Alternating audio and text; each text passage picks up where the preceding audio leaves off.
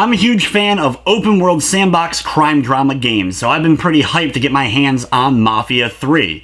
It's one of the more hyped releases here in 2016, but does this game end up living up to that hype, or is this just a game that ends up being another disappointment?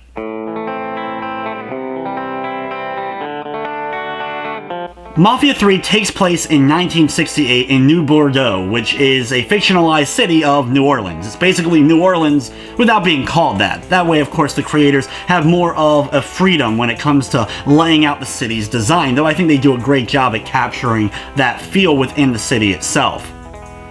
In the game, you're playing as Lincoln Clay, who is a Vietnam War veteran who comes back home, meets back up with friends and family members of the Black Mob, and finds out they're at war with the Haitians, and they're also owing money to kind of the head boss of the city, known as Sal Marcano.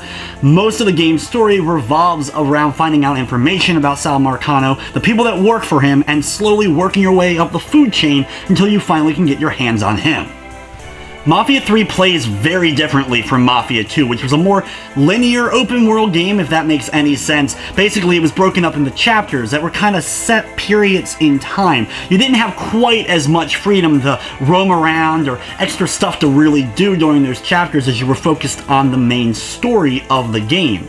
In Mafia 3, you don't have to worry about that, while there is flashbacks, and the game is told all in a documentary style, which I think is actually really well done, because when you get to that open world area, you're free to do what you want. You can travel around, find collectibles. They're not hidden behind various missions in particular. While of course there are plenty that you'll find during your story missions, you can't end up losing them because you are moving on to that next chapter, which is a big improvement from Mafia 2. Most of the gameplay involved with Mafia 3, though, is pretty typical for an open-world crime drama game like this. You're going to be doing a lot of driving, stealing vehicles, running away from cops, and firing and killing quite a lot of people before you're finally able to get your hands on the evil Sal Marcano. After the initial couple of hours, which are more of a linear story-driven experience to introduce you to the city and the characters and get you acquainted with a lot of the people that you're going to be dealing with throughout the course of the game's main plot, you're then finally kind of given the keys to the car, and you have the option to start doing a little of the side content, as well as deciding what areas and territories you want to take over first, though you're still restricted to a degree as only certain districts can be taken before you're able to then take other districts. If you've ever played Godfather or Godfather 2 in particular, this game plays a lot more like that than it does Mafia 2.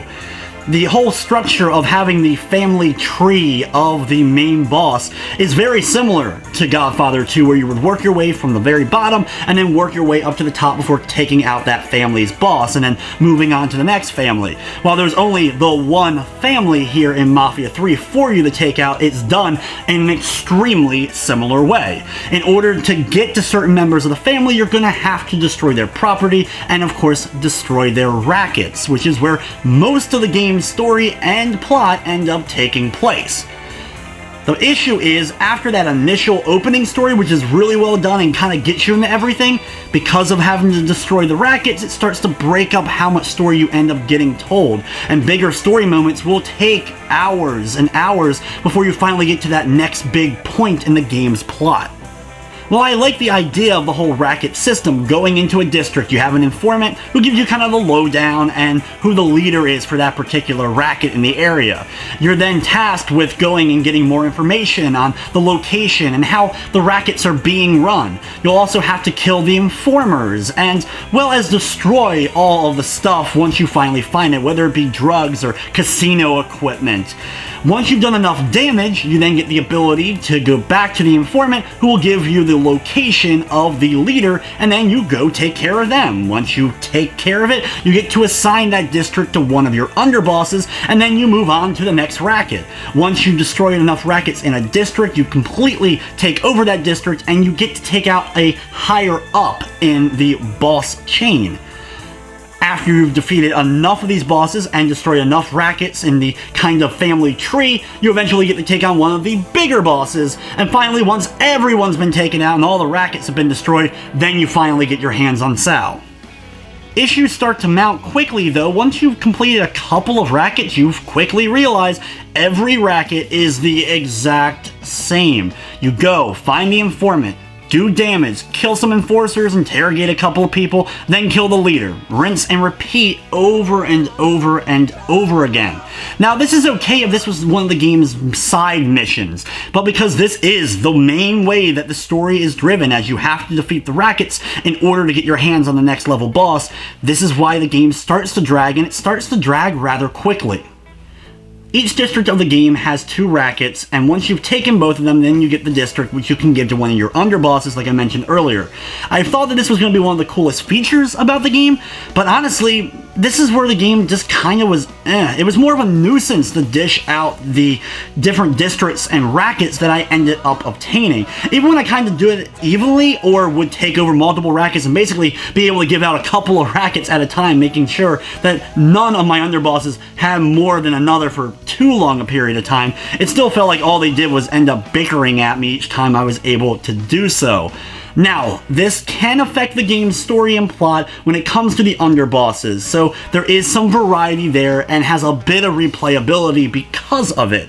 The only reason why you may want to give more districts or stuff to one underboss over others, you do get a couple of cool abilities from them, but honestly, I didn't use them all that often. These can affect, like, wiretapping, or affect some of the other stuff, like pulling up an ammo van near where you currently are so you can restock easily before running into a warehouse full of enemies. But honestly, I only used these special abilities for my underbosses a couple of times in my entire gameplay. Now, you may be wondering about the side quests in the game and how well do they end up breaking up the monotony that already is the Rackets. Unfortunately, they're just as boring and repetitive as the main missions of the game. Each one of the underbosses has 2 side quests for you to complete. These pretty much revolve around going to a place, getting a truck, getting a boat, and then taking it back to a base. You have to do this repeatedly over and over again. You do get more perks as you're building up the relationship with the underbosses, but honestly, it's not really more of a distraction, it's more of a chore, and it really didn't break up the gameplay all that well for me.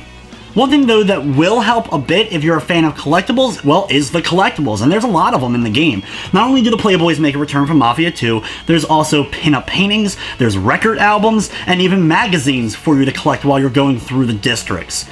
If you're someone who can get into those kind of collectibles, or can use them to kind of distract you for just a few moments from going after the next Racket or next side quest, this may help you get through the game a bit more, stop it from being quite as boring.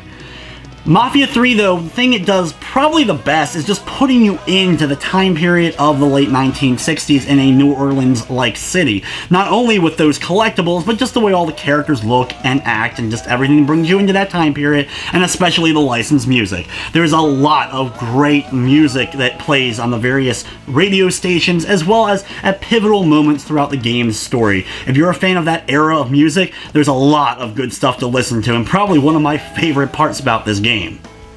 Now, when it comes to the core gameplay, as far as being able to run, gun, and drive around, I think driving works pretty well. I am not one who's had a lot of issues with past open world games when it comes to bad driving. It does take some getting used to. I think the vehicles, they were going for a more realistic feel with a couple of them as far as turning radiuses go.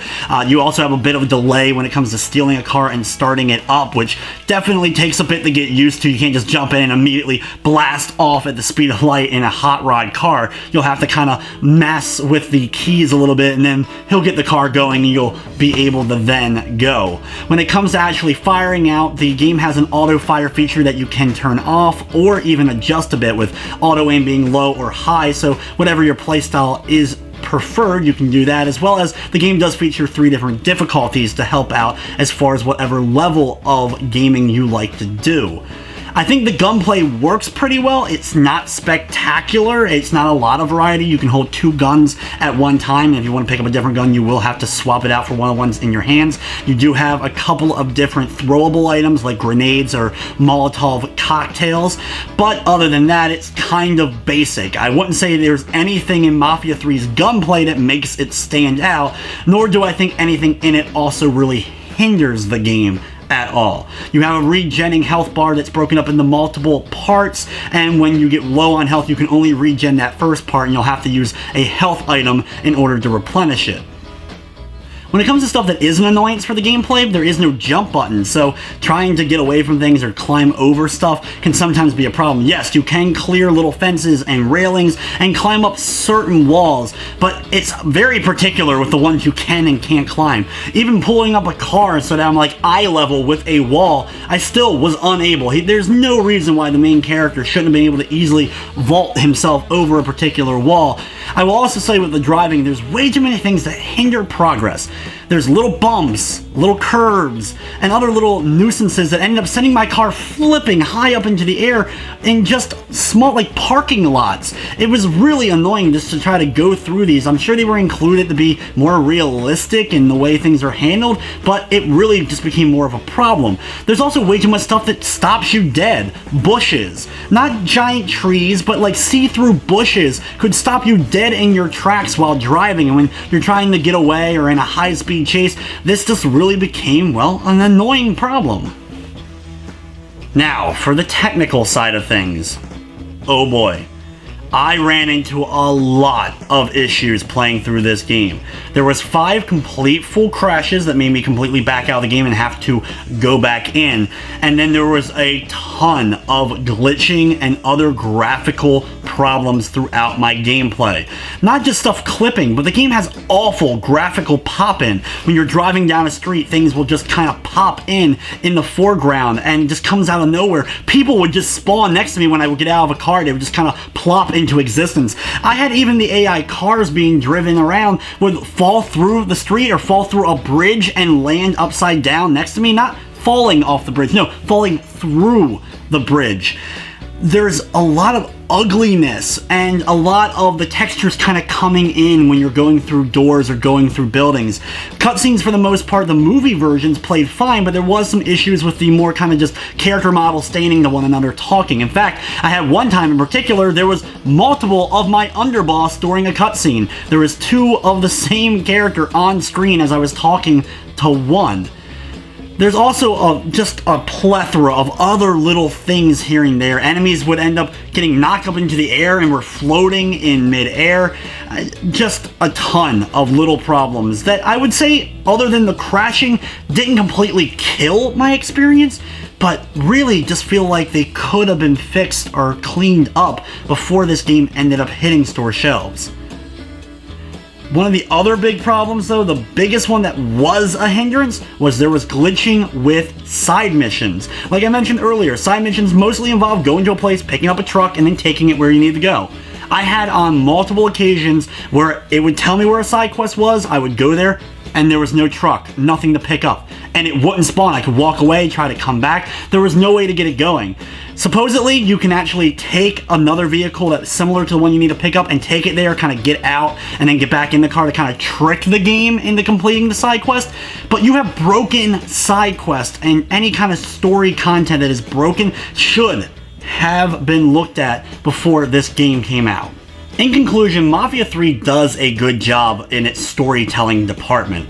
It's the gameplay that really should have been more refined and given a look to. While playing through this, I couldn't help feel a bit like Watch Dogs when I played through that initially, where there was moments the game was well made and I liked a lot of the elements of it, and I just kept thinking to myself all throughout playing Watch Dogs and all while playing through Mafia 3, I can't wait to see what the developer does with the sequel. Take everything that's good about this game and make it better for a sequel. So if there ever is a Mafia 4 by the same developer, I think it will be worth looking at for sure.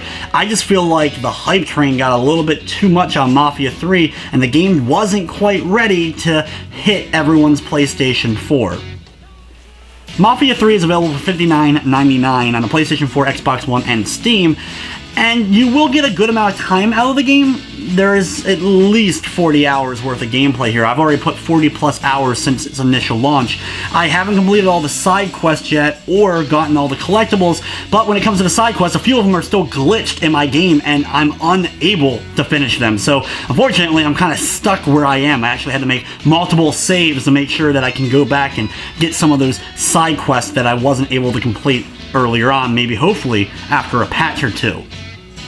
With all said though, I was really hyped for Mafia 3. I love open world sandbox games, but I can't help but be a bit disappointed. I love the story though. I think if it really honed a bit more on the story and didn't have quite as much else going on, Mafia 3 would have even been a more enjoyable experience. But as it sits now, I'm going to be giving Mafia 3 a 6 out of 10.